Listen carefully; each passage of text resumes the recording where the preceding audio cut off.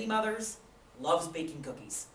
With a dusting of snow in the town of Calgary and the plains below the Canadian Rockies, she is comforted by her surrounding family. Except one person is missing. Her son, Damien. The last time she baked cookies with him was in 2011. Damien left with up-to-date 3,000 other Westerners, undergoing a religious transformation that led them to join ISIS. A transformation the BBC May 5th, 2015 divulges led to his death in Syria January 2014. Damien's change led Boudreaux to join a group called the Mothers of ISIS. This growing group of mothers has started a more inclusive organization named Mothers for Life. Public Radio International, December 30th, 2015 explains, the group supports mothers who have lost children to ISIS and has become an international hub for contact points regarding intervention counseling.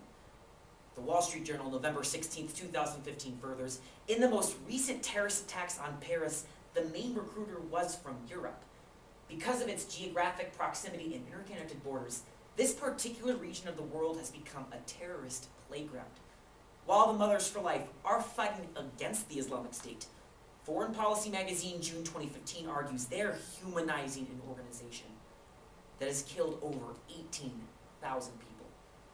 The sophistication of the Mothers for Life de-radicalization methods and subsequent interaction with ISIS's radicalization methods beg further analysis. Today, we will examine how this community was formed. Second, closely investigate what the Mothers for Life do before finally drawing critical implications. Because as Boudreaux proclaimed, I didn't even know what the word radicalization was before I found out my son was dead. As family and friends turn away, many mothers still desperately need to talk about their children. Boudreaux's partner, for instance, lamented to the New York Times August 10th, 2015, he cannot understand, over a year after Damien's death, why Christiane is still fixated on it. To better understand Mothers for Life, we must first look to who started the organization, and second, their intended goals. First, Mothers for Life, started by Canadian Christiane Boudreaux, has rapidly grown into a global network of mothers, encompassing 9 countries. The Associated Press, August 20th, 2015, elaborates Daniel Kohler, an expert in de-radicalization, met with Boudreaux and revealed her son turned away because the Islamic religion was used as an avenue to convince her son to move to a Muslim country where his newfound beliefs would be fully accepted. Christiane confides to the Huffington Post, August 11th, 2015, we educate our kids about drugs and sex, but we're not educating them about this. Kohler furthers recruits are ages 12 to 25, all socioeconomic backgrounds, and is based entirely on pro bono work by its members. Mothers for Life has no financial support. It is based entirely on private donations from those willing to give. Christiane co-founded Mothers for Life with Kohler in June of 2015 to combat extremist propaganda. Second, the Mothers for Life organization has 2 main priorities. The first priority of the organization is to give affected mothers a safe space to discuss emotions, similar to a self-help group. The mothers advocate internationally and collaborate in order to obtain leverage when lobbying with specific governments or various policymakers.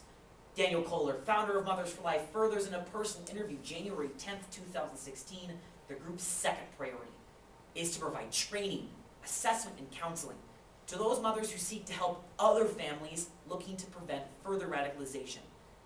Not all mothers participate, but many function as natural contact points for those families seeking help.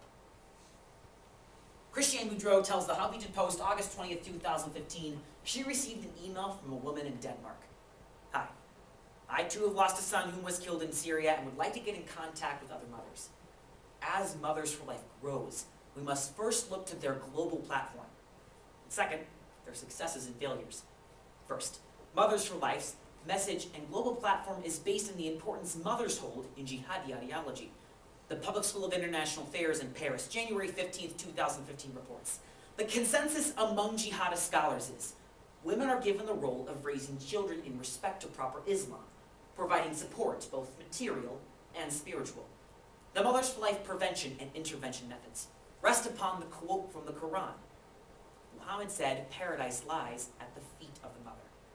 These mothers keep in contact via Skype and email.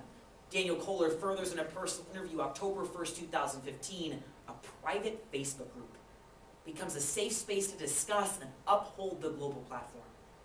These moms are using the importance of themselves in the religion that brought their children to ISIS to get them back.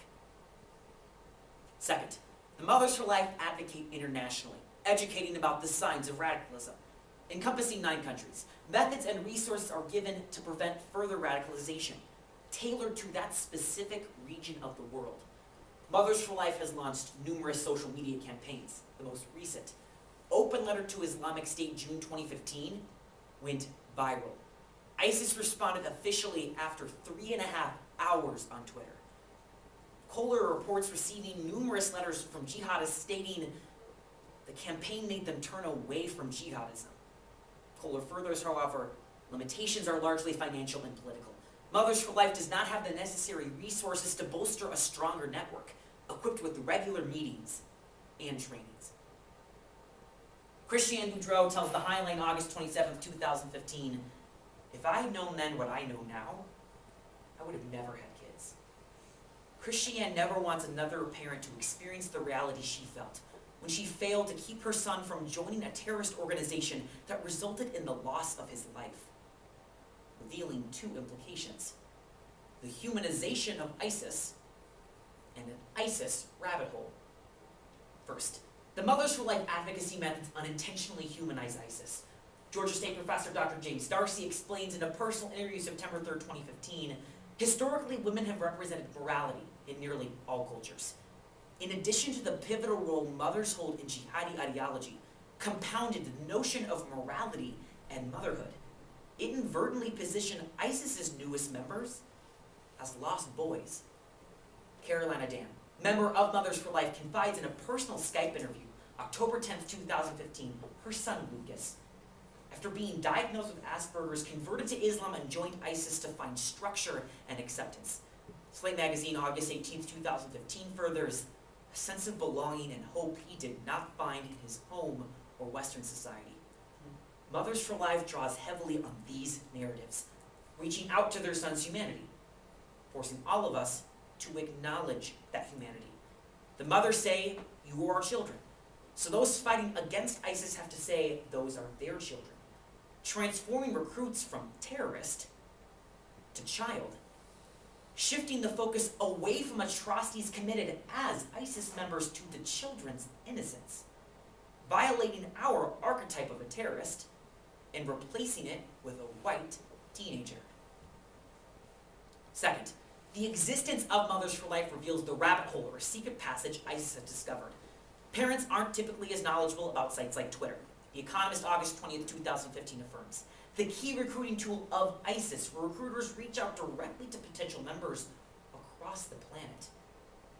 Furthermore, Politico and December 11th, 2015 furthers, a decade ago, it would have been unthinkable a militant in Syria would become pen pals with a lonely teenager in small-town America. Social media, as Christiane Boudreau explains in a personal interview October 15, 2015, is used to build walls within families, to distance would-be jihadists from their mothers. The recognition of the lack of international jurisdiction over and parental understanding of social media bolsters a rabbit hole for ISIS to use at its disposal, allowing ISIS to bypass the mothers completely and recruit the cream of the lonely Western crop. In Brussels, a train arrives, and for the rest of the day, 3 women travel to various cafes. Others like Christiane, Carolina, and many others have dedicated their lives to breaking the hold ISIS has on jihadi recruited children, revealing the alarming future possible if proper action is not taken. And as Christiane describes, this was the first time I felt like I saw these mothers' grief lifted, when they were among other mothers, like themselves.